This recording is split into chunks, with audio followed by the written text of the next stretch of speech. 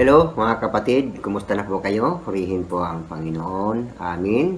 Salamat sa Diyos sa kanyang biyaya, sa mga pagpapala na ating pong naranasan mga kapatid. Amin. Salamat sa Diyos. Napakabuti niya sa atin. Hindi niya po tayo pinapabayaan. Salamat sa kanyang mga pagpapala na walang hanggan na ipinagkakaloob sa atin. Purihin po ang Panginoon. Sa oras nito, oras ng prayer meeting kung saan po tayo po ay magbulay-bulay ng kanyang salita. Salamat sa kanyang mga salita natin pong pagbulay-bulayan sa oras nito. Purihin po ang Panginoon. Hallelujah. Bago po tayo magbabasa ng salita ng Panginoon, tayo po ay manalangin. Dakilang Diyos, maraming salamat po sa oras nito na patuloy po kami, Panginoon, na sumasamba sa iyo. Patuloy po kami, Panginoon, na papasalamat sa inyo, sa inyong katapatan, sa inyong pag-iibig, pag-iingat, sa bawat isa po sa amin, Panginoon. Sa oras nito, Diyos, patuloy po kami, Panginoon, ng papakumbaba. Patuloy po kami, Panginoon, ng papasakop sa inyong kalooban, Panginoon. Banal na Espiritu, kumilos po kayo sa oras nito. Pakilinisin niyo po kami, Panginoon, ang aming buhay, O Diyos. Tulungan niyo po kami, Panginoon, na ang aming buhay, Panginoon, ay maging karapat-dapat sa inyo.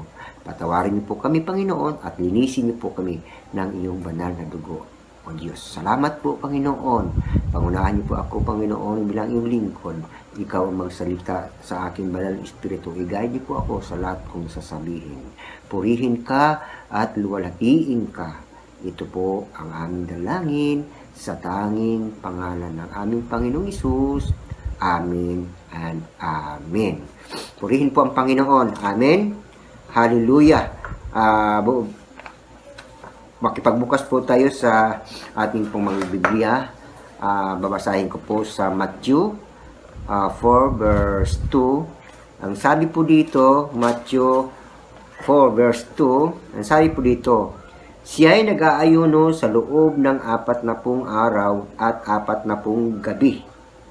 Kaya't siya ay nagutom. Nag-aayuno ang ating Panginoong Hesus 4 na araw at 4 na gabi. Kaya talagang ang ating Diyos, nung siya po ay nagkatawang taon dito pa sa lupa, siya po talaga ay nag-aayuno, mga kapatid. Nag-aayuno po ang ating pong Panginoong Diyos. Mababasa po natin, mga kapatid, sa banal na kasulatan, ang dakilang kasaysayan ng buhay ng Panginoong Hesus nung siya po ay narito pa sa lupa. Mababasa po natin, mga kapatid, nung nandito pa sa lupa. Ang unang napakaganda at napakahalagang ginawa niya bago nagsimula sa kanyang pagmimisyon, talagang siya po ay nag-aayuno. Siya po ay nananalangin. 40 araw at 40 gabi, mga kapatid. Kaya bagamat, mga kapatid, ang ating talata dito nababasa, wala namang nabanggit siya nananalangin. Pero ako'y naniniwala na ang Diyos ay nananalangin dito, ang ating Panginoon si Kristo. Hindi po pwedeng nag-aayuno ka lang tapos hindi ka nanalangin. Kailangan pag mag-aayuno, mananalangin po. Amen? Amen. Kaya tayo po naniniwala na ang ating Panginoong Hesus, nung siya nag-ayuno, siya po ay nananalangin. Maraming maaaring manalangin nang walang pag-aayuno. Pwede. So, balit, walang pag-aayuno na walang panalangin, mga kapatid. Amen? Kaya't sa kauna-unahang pagkakataon, ang napakagandang ginawa ng ating Panginoong Hesus, mga kapatid, na siya po ay nag-aayuno po talaga. Siya po ay nananalangin. Amen? Una, manalangin bilang napakikipag-ugnay sa Diyos. Manalangin bilang pakikipag-ugnay sa Diyos. Masasabi ang unang bahagi ng panalangin ng Panginoong Hesus ay pakikipag-ugnay niya sa Diyos Ama na nagsugo sa Kanya dito sa lupa. Amen? Pakikipag-ugnay ng ating Panginoong Jesucristo sa Diyos Ama. Nung siya po'y nanalangin. Bagamat siya'y anak ng Diyos, pero talagang nandoon ang kanya pong pakikipag-ugnay sa ating Diyos Ama bilang may relasyon bilang anak sa Ama. Kaya ang isang anak ay kailangan, kung makikita natin kung may relasyon, ay laging makipag-usap, may kaugnayan ang ama at saka anak. Pero kung walang pakipag-usap ang anak sa literal lang buhay, ay may problema, hindi po walang komunikasyon, ay hindi po malayo po ang kanilang pong relasyon, mga kapatid.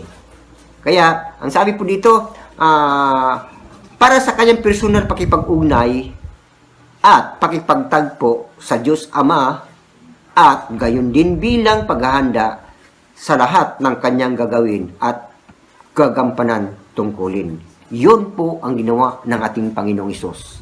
Siya po ay nananalangin na lahat ng kanya pong gagawin dito sa lupa, na siya po ay pangunahan ng Diyos Ama sa lahat ng gagawin. Ganon din po tayo, di ba? Kung tayo po may pinapagawa sa atin ng Lord, na tayo po ay naglilingkod sa Panginoon, tayo po yung mananalangin talaga, mga kapatid, kasi wala po tayong lakas o kapangyarihan na kung wala tayong panalangin sa Panginoon. Kinakailangan may guidance tayo, kasama natin ang Diyos, di ba? Kung kayo, mga kapatid, dapat din tayo talagang manalangin. Ang ating Panginoong Hesus nanalangin, tayo din manalangin din, mga kapatid, bilang personal sa pakikipag-ugnay sa Diyos. Ito ay nagpapatibay sa ating personal na relasyon. Amen? Sa Kanya. At magbibigay sa atin ng lakas upang magtatagumpay sa lahat ng ating pong gagawin para sa paglilingkod sa Panginoon. Pangalawa, manalangin lagi upang magtagumpay sa pagpapatuloy ng pagmimisyon ng ating Panginoong Jesucristo sa kanyang pagmiministeryo dito sa lupa. Kung ating mapapansin, siya'y laging pumupunta sa ilang puok at nananalangin. Tingnan po natin sa Lucas, mga kapatid. Lucas 5:16. Ang sabi po dito, ngunit si Jesus naman ay pumupunta sa mga ilang na lugar upang manalangin. Talagang nanalangin ng ating Panginoon Jesucristo, mga kapatid, kay isang dakilang halimbawa. Kaya pinamagatan ko itong maging halimbawa si Jesus. Amen? Maging halimbawa si Jesus.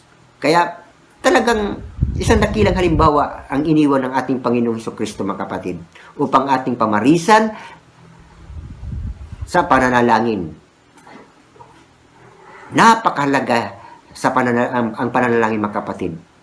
Napakahalaga, mga kapatid. Hindi lamang sa ating personal na buhay, mga kapatid, at kapakinabangan. Hindi lang, mga kapatid, kundi maging sa ating pagmiministeryo sa mga tao, sa ating pong mga kaibigan o mga mahal sa buhay. Napaka-importante, mga kapatid. Dahil walang tao na magiging magtagumpay sa kanyang pagiging Kristiyano at paglilingkod sa Panginoon na walang panalangin. Amen? Pangatlo, manalangin ng may pagluha at may pagsamo. Ang Panginoon Hesus mga kapatid, nung narito sa lupa, mga kapatid, siya po ay talagang nanalangin na may pagluha at may pagsamo sa ating Diyos Ama. Amen? May pagluha talaga, mga kapatid. Tingnan po natin sa Hebreo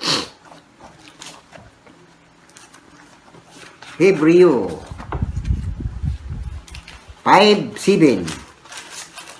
Ang sabi po dito, noong si Jesus ay namumuhay pa rito sa lupa, siya ay nanalangin at lumuluhang nakiusap sa Diyos na makapagligtas sa kanya sa kamatayan. Nanalangin ang ating Panginoong Hesus. Kaya kung tayo rin laging manalangin at magpapailalim sa kalooban ng Diyos, tayo ay lalago at titibay ang ating pong buhay espiritual, mga kapatid. At magtatagumpay sa pagtupad ng ating mga tungkulin at responsibilidad sa paglilingkod sa Panginoon. Bawat isa po sa atin may responsibilidad po, mga kapatid, na inaatang sa atin ng Diyos. Kaya yung mga responsibilidad na inaatang sa atin ng Panginoon, magagawa lang po natin, mga kapatid, sa tulong niya, sa ating Diyos Ama, sa ating Panginoong si Kristo. Magagawa lang po natin yan sa lakas ng Diyos sa atin, pagkaloob. Wala po talaga tayong magagawa, mga kapatid, kung wala ang Diyos sa ating buhay. Amen? Sa tulong ng Panginoon, magagawa natin ang mga bagay nito. Purihin po ang Panginoon. Amen? Salamat po sa kanyang mga salita na ating pong nabasa. Kinakailangan tayo po ay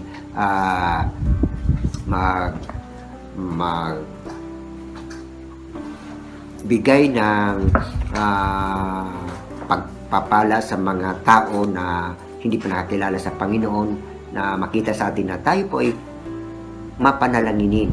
Amin po bilang mga anak ng Diyos. Amen. Purihin po ang ating pong Panginoong Hesukristo. Amen. Ano po ang sabi sa una po, mga kapatid? Manalangin bilang pakipag-ugnay sa Diyos.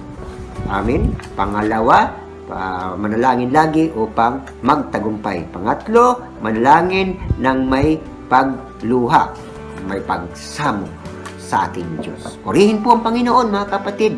Yan lang po. Sige po, tayo po'y manalangin. Panginoon, maraming salamat o Diyos sa oras nito.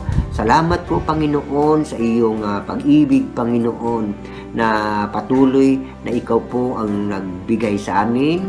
Pinagkalooban niyo po kami, Panginoon, ng pag-ibig na nagmumula sa inyo, Panginoon, na kailangan ito ay makita rin sa amin, Panginoon, bilang kami yung anak na kailangan po kami ay manalangin. Dahil wala po kaming magagawa bilang kami yung mga anak o mga lingkod, Panginoon, kung wala ka sa aming mga buhay, Panginoon. Sa tulong mo, magagawa namin ang mga bagay na pinagkatiwalaan niyo po sa aming mga gawain sa bawat isa po sa amin, Panginoon.